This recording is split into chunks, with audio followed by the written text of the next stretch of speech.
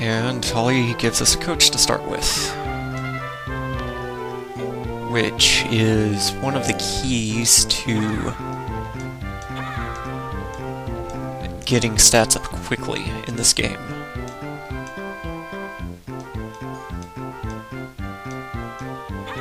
So we go to charge here.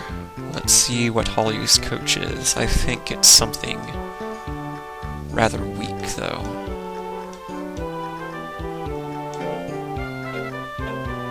Masimaro. Whoops. Wanted to take a look at its stats. Yeah, it's just got 300 for all stats. Not particularly impressive, but we might have some use for it. Let's see here. That's one we'll want to be doing. What else?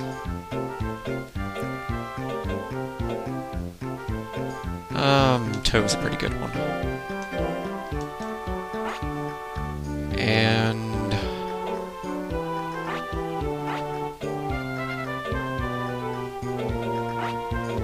really I'd want one that has accuracy as a big bonus, which I guess means Pinhead. Okay, but yes, the special trainings give a large increase to one stat, a small increase to a second stat, and a smaller decrease to a third stat. Which how much of an increase or decrease it is depends on the coach. Which with a 300 isn't particularly impressive. And there's a bunch of other stuff we can do here, we'll get to that later. Now we're back at the ranch. And there's the mail carrier, Ayase, I believe is the name. Yes.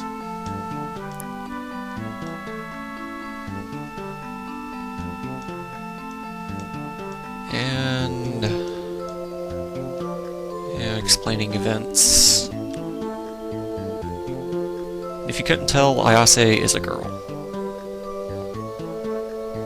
When I first saw it, it was a little bit difficult to tell. It's one of those, just one of those kind of nondescript faces. Anyway,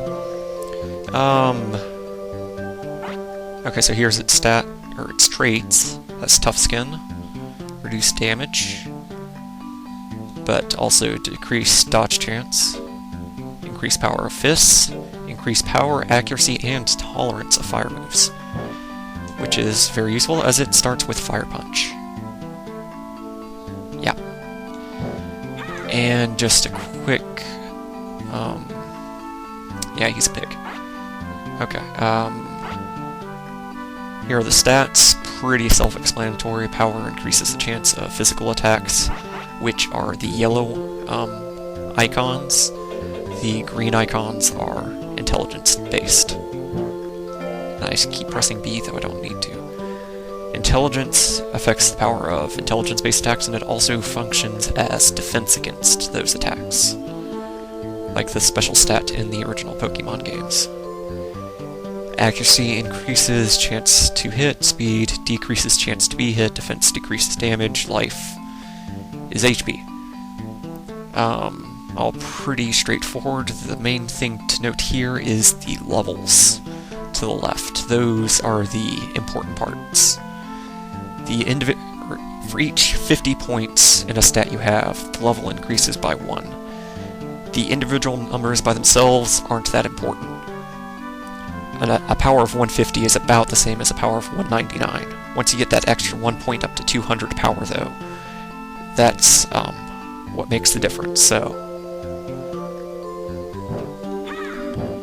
you want to try to get for, or trying for, that next level before each battle is what we want to do. So let's get started with some training, just some power training. Though early on, monsters tend to fail training a lot. But as their reliance goes up and as they get older, they start succeeding more.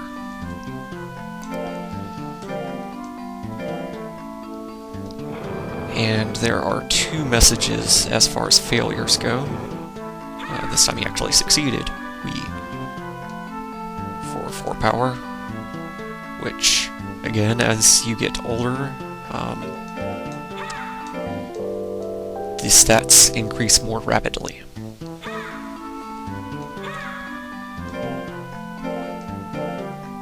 And we can just skip past these. There's 2 failure messages. There's this one where they don't do it right, which they kind of implies that they could do it right, but they just didn't this time because they don't care, so you scold them there.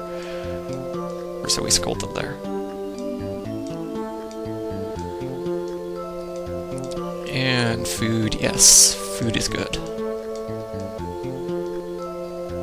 And Antlands aren't particularly picky, they don't like fish or dessert. But hey, we don't particularly want to feed monsters dessert anyway. Potatoes are good. They're cheap, they're filling. Culex likes them.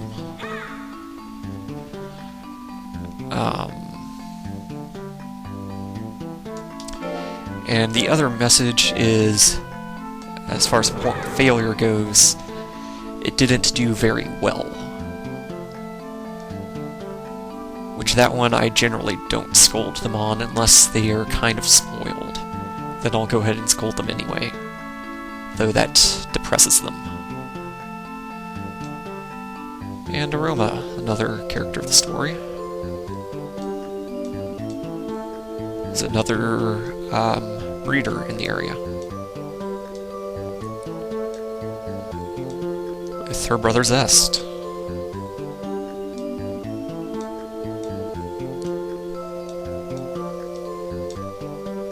And apparently they're pretty famous.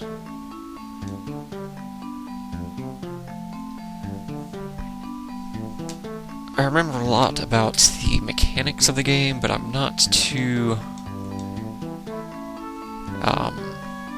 familiar with the story part. Yes. Countering. I don't particularly care about countering.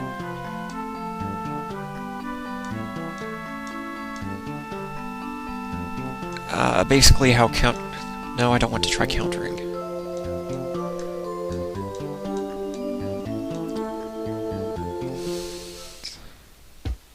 Come on. Oh, and Culex is tired. That's just great. Come on, Aroma. And her monster way outclasses ours at this point.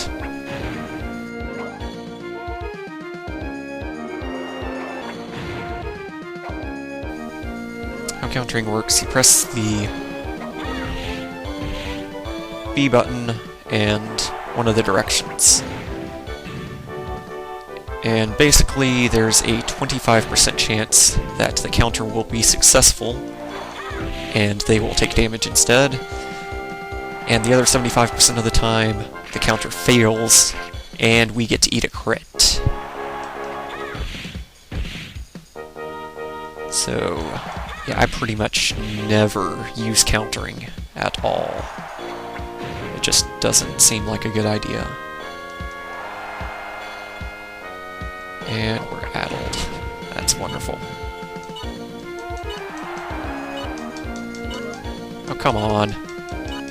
There we go. One more fire punch, but I think we still lose this one. Yep. But hey, what can we expect? Their monster outclassed stars already, and they were tired. Or, we were tired to begin with, so no use.